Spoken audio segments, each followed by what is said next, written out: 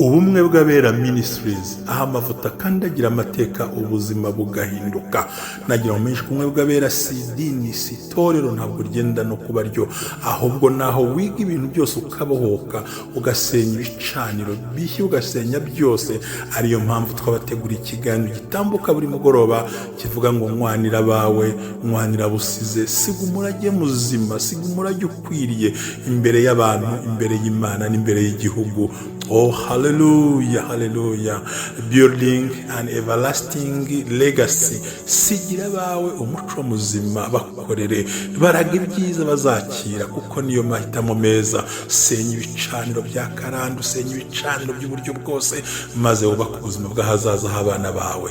Banira n'abawe, bamenye kubana n'abandi, kubana mu gihugu neza, kubana n'itorero neza, no guhindura imyumvire. Siga umurage ukwiye, nibwo butwari. Amina.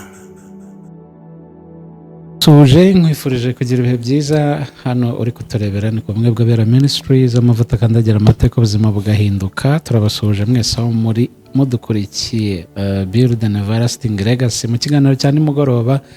Twizere ko muguwe neza cyangwa se nkwanira bawe. Amazina ni Jerry, turagarutse n'ubundi nk'uko bisanzwe. Turacyifuriza gukira abantu bose barwaye, abantu bose bafite ibibazo bitandukanye. Imana ibiyereke, ari nako dusabira mushumba ngo akire vuba agaruke mu murimo.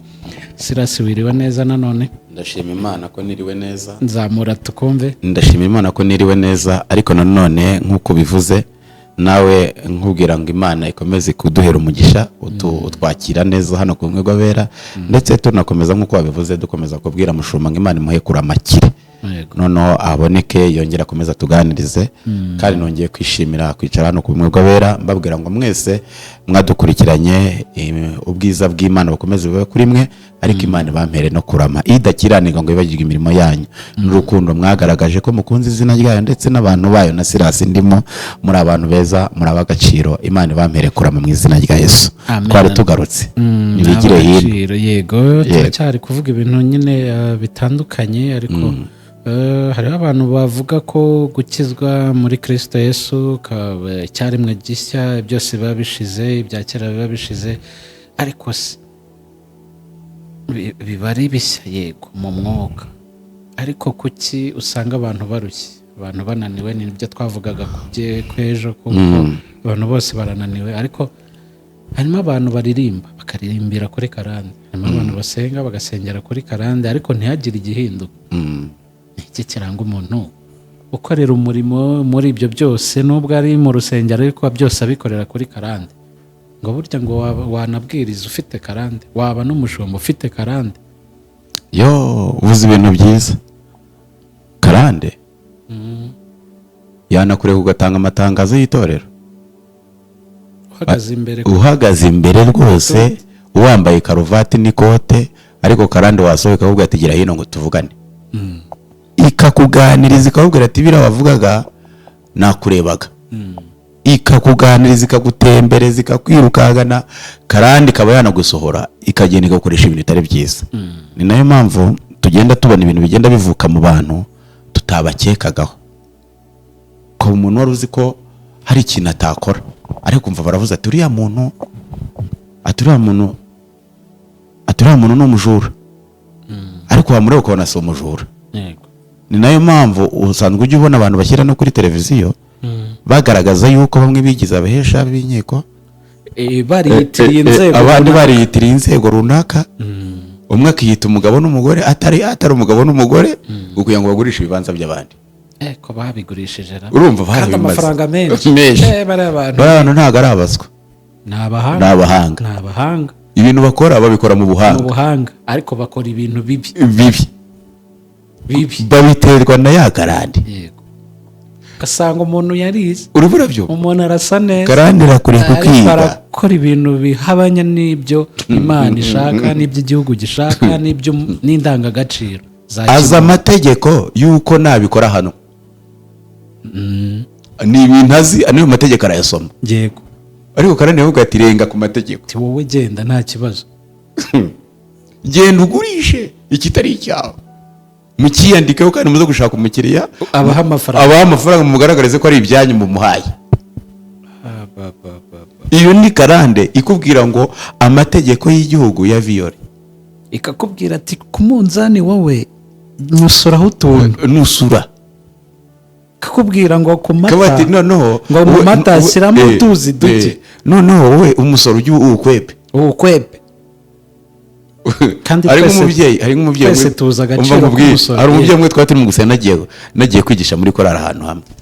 umubyeyi kandi ni umukire, afite amafaranga, arangije ngo aha umuntu w'umunyamurenge amuha umwenda, amugurisha umwenda, abo muri Rwanda Revenue barawumufatana, bamufatana atamuhaye fagitire ya IBM. yego, kandi yari abizi bamufatanye. umunyamurenge ati muze mbere ko umuguzi, tugende muze tuzamuke kwa kundi babimereye, muze tuzamuke. umumama ababonye ba munyamurenge aragarutse, kandi agarukanye n'abashinzwe imisoro. wa mama yise asohoka aranyegembye. umunyamurenge bati n'uyu utambutse, ubwo uwo mama yari arimo kubivuga uko nguko byagenze. aravuga ati ntabacitse, ntibacitse ntasoze, ariko ndumva iyi karande yarindushije imbaraga yo gutuma nkwepa imisoro. kandi gukwepa umusoro ni ukwanga igihugu, gukwepa umusoro ni ugutesha agaciro umuryango, gukwepa umusoro mbese ni ukwanga ibyiza byo mu gihugu. ariko noneho muransengeye numva karande ivuyeho, ati ikintu cyansoye muri iriya nzu n'ikintu cyatumye natanga BM ituma kandi asanzwe asenga. noneho naramubwiye ni banza wihane, kandi iyo misoro nayitange vuba. kandi nabona ukuntu yari yabyinnye, ariko tugeze mu mwanya wo kwihana. imbaraga z'Imana ziramufata, yibuka ko atasoze, bari bukavuga ibyo. hari harimo rero n'abayobozi n'abandi bayobozi batandukanye bo mu nzego za leta. uramubwira ati ahubwo ukora ibyaha, ati ahubwo utangire usore n'ibintu w'ibyo byose ubisubize, ati kuko umuhanda ugendamo ni imisoro, ziriya nzu ni imisoro, ibintu ukora biriya by'amanyanga ukaza kubyina usenga. niyo mpamvu bavuga ngo karande zigira ububasha ku bantu basenga. iyo umuntu asenga atabanje gutekereza, za karande ziramuzunguza zikamutura mu bintu bitari byiza. umuntu muramugurishije, aho kugira ngo umuhe igikwiye agendana, leta igusaba kandi nta kibazo gitwaye, nawe kigufitiyemo umumaro, ubonye bajura kwebye ariruka. urimo urabyumva? ya karande ukuntu imusohoye mu mangazini ye, kandi yari gusora akagumamo, ariko kandi yamubwira ati ntusore, wowe wisohokere, nubona baje wisohokere wigendere. ataye bya miliyari, ataye miliyoni izi nizi kubera karande, kandi ngo aragira gute? Arasenga. niyo mpamvu rero barimo kuvuga ngo karande zifite ububasha bukomeye iyo utari wasobanukirwa karande. kuvuga ngo kuba icyaremwe gishya, Kristo yaje kudupfira kugira ngo tuzabone ubugingo bwinshi. ntabwo yaje kudupfira ngo niturangiza ngo tubyare abana benshi. wabyumvise? yego. Kristo yaje kudupfira kugira ngo tuzabone ubugingo bwinshi. ntabwo yaje kudupfira ngo tubyare abana benshi, ngo twubake amazu menshi, ngo tubone akazi, ngo tugire ibyo yabidushyize mu maboko. hari n'igihe umuntu usanga umuntu arimo arabyara abana benshi ngo kugira ngo niko Imana yabivuze. oya, kiriya cyari igihe cya Aburahamu. abantu bari batari baba benshi. ugasanga umuntu ngo tubyare ngo twororoke, kari wa mugani kwa kundi kose bigenda bimera. umuntu aba akwiye kubyara abangana n'icyangombwa cy'ubutaka bwe n'ubushobozi bwe, abasha gukorera ibikwiye. niyo ya karande nziza. iyo umuntu yamaze kunanirwa, karande yamurushije imbaraga, bituma asiga abana basabiriza ku muhanda. hahandi uba uvuga uti narabivunikiye, nabo bazashaka ibyabo, kandi ni wowe watumye bagira. abo ni abadayimoni ba karande bakubuje ukaba usenga. nko muri covid hari umwana wampamagara ambwira ati ibibazo mfite, ati turimo turagura amata, ati twaguze amata, ikarito y'amata, ariko papa arimo arayanywa wenyine, yanze kuduha. ati haragira ukoraho, haragira ukoraho. nkabona byagenze gute? ati haragira ukoraho, arambona. ntabwo nibwira ko umubyeyi yapfira umwana we kugira ngo abashe gukomeza. Ubundi urukundo icyo rusobanura gupfira abawe. Yego. Ariko noneho abo yabyaye ntabakunda, arabarutisha kakanuza k'amata k'inyange, agakarito akabarutisha. Haragira ukoraho, murabyumva, haragira ukoraho arahura n'akaga, ahahura n'intambara. Mbese inda yayirutishije abana be, kandi ngo arasenga. Iyo ni karande mbi iba yazamutse igatuma imwangisha abana, igakuza inda. Iyo ni nka yandi yabaye kuri Filipo wa mwigishwa wa Yesu. Yego. Ngo basenze ngo iminsi 3 na Yesu aravuga ati bari abantu turebe ko tubagenza. Filipo atababanira bamaze iminsi 3, ahubwo tubasezerere hakiri kare bataye kuko Filipo yakubitaga imibare kabona ntabwo biri buvemo, ntibiza kuvamo, ati natwe ntabwo tuza guhaga. Iyo ni inda nini. Hata abantu bataye. Yesu aravuga ati mubicaze. Ubundi Yesu azi icyo ari bukore, mwicaza abo bantu. Filipo yakubita imibare utwo tugati n'utwo dufi, bati ndaza kutumira ngiye nyine n'abagenzi basa guhaga. Abantu bafite inda nini bayitewe na karande. Nubwo bakurikiye Yesu, nubwo bamukurikiye, nubwo bari kumwe, nubwo basenga, ariko baracyari meze nka Filipo. Ni nayo mpamvu buriya Yesu yakoze ibintu 3. Ajya kwa Yayiro, yageze kwa Yayiro asanga hariyo abantu bako ngo Yayiro yari yahoze ataka, amubwira ati mwigisha mbabera tujyane mu rugo, umwana wanjye ameze nabi pe. Ngo bagezeyo, kubera karande y'ubugome buri mu bantu, harimo bamwe ngo bari barimo kurira, ariko ngo bamwe bisize amacandwe ku maso, bisize amacandwe ku maso ati ariko muri uko kurira bakavuga ati nimba bari bamuzanye vuba tukajya kumushyingura. Amarira y'ingona. Impamvu zo ngo bari bisize amacandwe ku maso, Yesu yarahageze arabamenya, arabarondora, arabareba, arabati muri binyamanyanga, ati mwebwe sininjirana namwe mu nzu, ninjira na Petero na Yohana na Yakobo na se w'umwana na nyina w'umwana. Baba abahamya nibo bafite impuhwe z'umwana. Kandi impamvu binjiranye na Petero na Yohana na Yakobo yagira ngo abereke ibyo bagomba bareba ibyo Yesu agiye gukora nabo bazabikora mu gihe kizaza. Niyo mpamvu Petero yahagaranye umwambaro aranawusigarana wo kujya kuzura Tabita. Urumva Yesu nawe yasize karande nziza kuri Petero, umurage mwiza agomba gukurikiza. Ahagarara mu ihame ryo gutegeka. Petero akimara kurekura inkota yahagaze mu ihame ryiza. Ariko none kuvuga ngo urumva babanu Yesu yabamenye. Yego. Arangije ngo barinjira ngakora kuri wa mwana, aravuga ngo tari 10.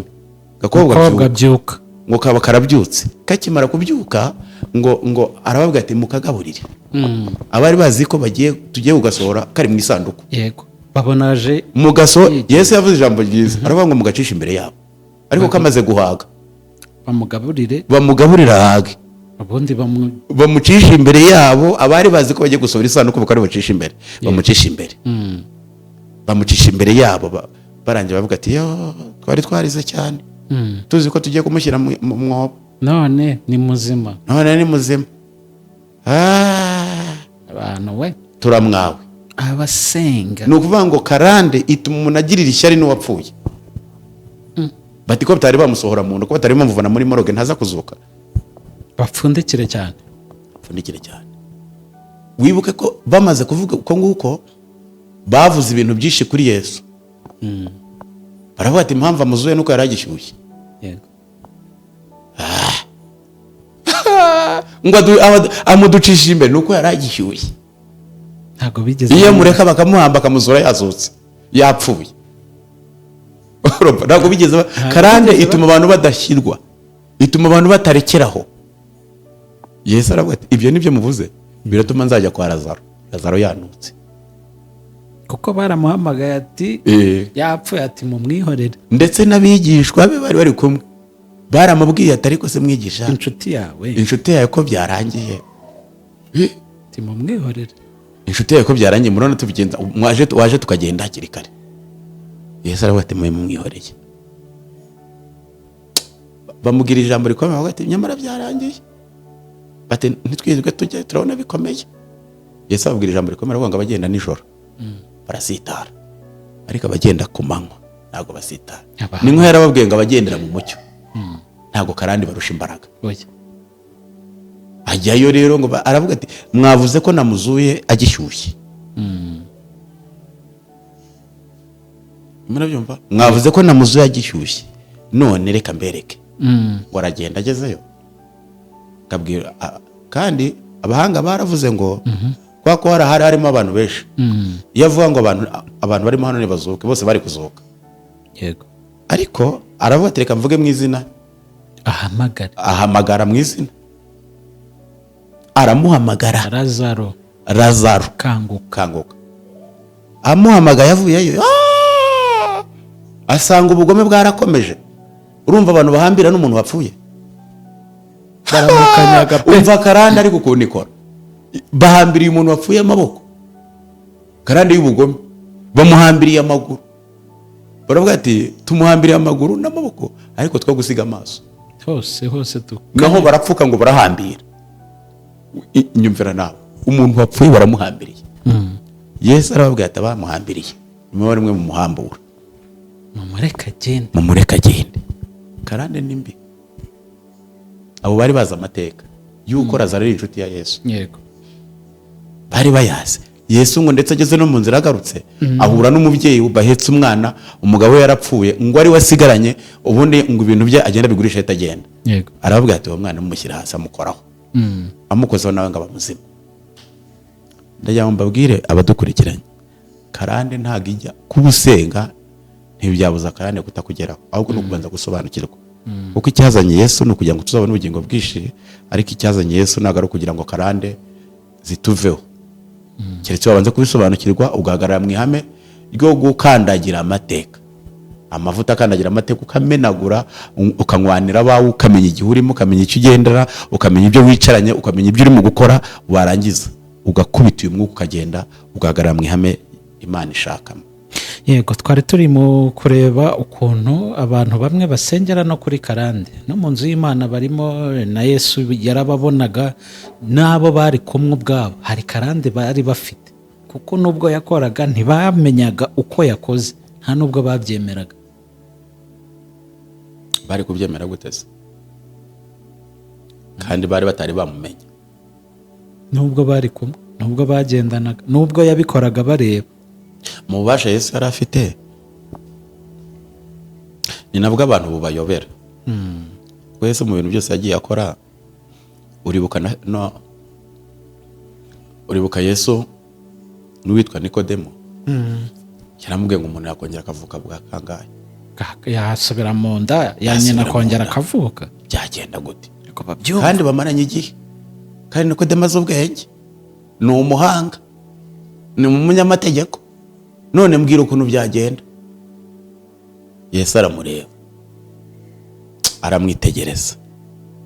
N'ikindi gikomeye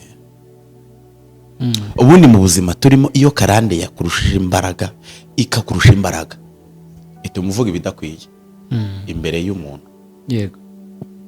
Kandi mu gihe urimo cyari gikwiye ko ugomba kuvuga ibikwiye ariko warangiza ukavuga ibintu bidakwiye imbere y'ahadakwiye. Yego. Kuvugira ibyo bintu ari kumwe n'umukiza ari kumwe n'ubohora ari kumwe n'ukora imirimo n'utegeka igihe ukuraho ibihe agashyiraho ibihe yarangiza akabatse byagenda gute. Ariko reka nkubwize ukuri namwe mudukurikiye namaze kubona ko karande iyo utari wayisobanukirwa abantu bahindura injiji. Yego. Kandi karande nitinya ko wambara neza irakureka. Karande nitinya ko uri umuyobozi irakureka ukicara ku ntebe uri umuyobozi. Wayijyaho karande ikakubwira ati kandagira kuri iyo ntebe kandi ntebe ariyo kwicaraho ugatangira gukandagira ku bandi ugatangira kubasuzugura ariko bikazageraho ya karande ikavuga ati uriya muntu ibintu yakoze ni mumukureho. Ukajya ugasoza ugaseba bakakumwaza bakagutesha agaciro. Karande irakureka abantu bakagukunda ejo ikavuga ati ni mu mwange. Yego. Karande nabonyeho aho ndi mu gusenga ndasenga imana yo mu ijuru ikora ikintu gikomeye. Hari umuntu wari ufite ikibazo cyo kwishyurirwa inzu, duhita tumwishyurira inzu, abantu tumwishyurira amezi 3, iryo terero tumwishyurira amezi 3, tugura abandi bantu mituweli bari 4 mu rusengero, hari icyumba cyo kuwa 4 havamo abantu 2 ngo biriya bintu wakoze ntabwo ari byiza. Wishyuriye uriya muntu inzu kubera iki? Uko ngiye baratuye bafata ikibo bashyiramo amaturo, ndavuga n'uyu muntu ufite ikibazo cyo kwishyura inzu, amafaranga bayabarire hano bayamuhagende, ibindi ndasigara ndwana nabyo. Abo bantu bafite ikibazo cya mituweli bari bangaye, mubare amafaranga bagende, ubu nisigara ndwana. Ati wakoze ibiki? Ibintu wakoze ni ibiki? Nibyo nakoze ni bizima, kubera nari mpagaze mu ihame rikomeye cyane rivuga ngo ngewe ibyo nkora ndimo ndabikora mpagaze mu ihame ritajegajega. Ibyo mwavuga byose kitubona uko ni mu gukora imirimo y'umwami akunda. Ndimo ndakorera muri karande nziza, nkora muri karande mbi. Abantu rero kubera karande ndetse zabinjije no mu rusengero, zigatuma bakora ibidakwiye gukorwa, zigatuma banga abandi, zituma bava mu murimo w'ibyiza bakajya mu murimo w'ibibi, bituma barwanya abandi mu buryo bweruye, bagira aho babishyira no ku mugaragaro. Karande zikibanza kukubwira ngo bikorere mu bwiro wihishaje, ikazagera ikakubwira ati ngaho bizamure, ukabigaragaza.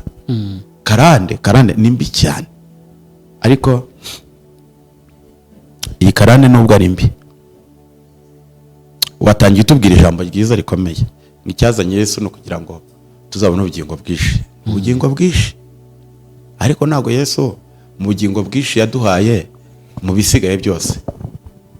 Muri ubwo bugingo twahewerewemo imbaraga zo kurwanya iyo karande, zo gukubita iyo myuka, zo gusenya ibyo bicaniro. Hari ibyo kubona ukuntu umubyeyi akambwira ati ko ndabakurasaze cyane, ati guhera ku mano kugeza mu matwi abapfumu barandasaze. Umugabo ati barandasaze. Hari n'uwo nigeze gusenya nabwo ni iri gufa ufite mu ikofe rikuremo rimereza hano. Eriki? Igufa. Koko mana. Ati nagagufa k'umwana umupfumu yampaye ngo njye nkagendana mu ikofe. Kandi yari umuntu. Sinamuvugana ariko yari umuntu. W'icyubahiro. Nikamereza hano nakabonye. None mbona nakagufa ati se nakumwana. Kubeshya abapfumu babatuburi. Nyana n'igihe yaba ari n'iry'inkoko. Yamuwaye. Ariko akagenda avuga ngo nagapfo nakantu kamuhesha amashaba, gakora ibintu bikomeye. Turagatwika karaturitse, ariko ubona igufa ntigabura kudaturika, ko n'ubona imbere na aba ari umwenge, ntabwo igabura kudaturika. Urumva umuntu yiri wagenda n'igufa, karande yamubwiye ngo rigendane, yicaye mu bantu aryicaranye. Urumva iyo karande ukuntu ifite imbaraga, ugiye kuryama yarambwiye ati iyi kofe nyikure mwashyira ku musego, aka kantu karandinda hatagira ukabona, hatagira urakakuramo. Ariko wararushye. Karandi guteza kuruhira mu bantu. Karandi rakure kukambara ariko wararushye. Karandi rakure kugatwara imodoka ariko wararushye. Ukaba umuyobozi mu biro runaka ariko wararushye. Karandi ariko ikiza kiriho, gusobanukirwa inzira karande yaciyemo ikugeraho, bituma uyinesha. Hano rero niho ugomba kumenya karande icyo ari cyo, no guhamagara umushumba akagusobanurira icyo bita karande kivuze. Natwe kandi turahari ku bumwe bwabe, hano ku bumwe bwera turahari, ruratureba no kuri ankoraho hose birakunda. Ni ukuvuga ngo iyi karande hari ibyo tutabona uko tubivuga nonaha kubera umwanya uba utubanye mutoya, ariko karande ifite imbaraga ku mukobwa, akaba ari ikizungereza ari mwiza cyane. Ariko umuteresa mu byumweru 2 uwo musore agahita yiruka, umukobwa atamwanze, umusore agahita avuga ati kandi umukobwa yari yemeye. Iyi karande ifite imbaraga, uracuruza ugahomba, ugataha ugaha abandi seta. Iyi karande ifite imbaraga, urubaka urugo ikarujyamo ikaruvuyanga, wowe witwaga shere bagatangira kukwita ikintu. Iyi karande ifite imbaraga ku buryo umuyobozi runaka bakagusuzugura buyobora. Iyi karande ifite imbaraga, ariko amakuru nagira ngo nkubwire wowe dukurikiranye, nuko buri kintu cyose ngaho reba Herode, reba abanyabwenge ngo bagiye kuramya Yesu, baciye kwa Herode, bamubajije inyenyeri irabakwepa, Herode aravuga ati mugende mundebere nimba ari we, mumaze kureba mugaruke mumbwire nimba ari we, ariko simwe ngo nawe ashaka kujya kumuramya agira ngo amwice, kandi mutegeka yuko hari uwavutse agiye kuba umwami, kandi reba arashaje, ati mugende mumbwire. Bagezeyo aho kugira ngo bagaruke, marayika araza aravuga ati mwicire mu yindi nzira. Herode ngo abaje araheba, aravuga ati mwese guhera ku bana b'imyaka 2 mubice bakivuka kugeza kuri 5 bose mwice muhe ruhande mwica. Nawe Yesu yagiye. Igisobanuro ni iki? Iyo amaze gusobanukirwa, urumva na Yesu hari ibitambo byabonetse kugira ngo abeho, yego, hari byatanzwe, hari amaraso yamenetse, abana b'imyaka 2 barapfa bose, Yesu kugira ngo abeho. Herode agira ngo yamurangije. Niyo mpamvu rero karande yaguhize mu buryo bwinshi butandukanye, ariko Imana ikurindira muri ubwo buryo ukaba ukiri ugihumeka. Bisobanuye ngo hari ibitambo byatanzwe, kandi igitambo cyatanzwe, hari igitambo cyiza, hari n'ikibi. yego, Muri ibi bitambo bibi rero nibyo birimo kugiraho ububasha, ariko cyane no gutanga ikindi gitambo gikuraho ibindi bibi. yego, Patirasaze ntabwo nsaze, Nawe babwira ibintu birukuri. Imana rero ikomeze kubaho umugisha, kuduhamagara kandi mukomeze amamagara umushumba, mumwiteho, ararwaye, ariko turishimira yuko mu minsi iri imbere aza kuba yakize. Imana ibaturindire kandi mugubwe neza muri byose mu izina rya Yesu, amen. amen. Urakoze cyane. Amen.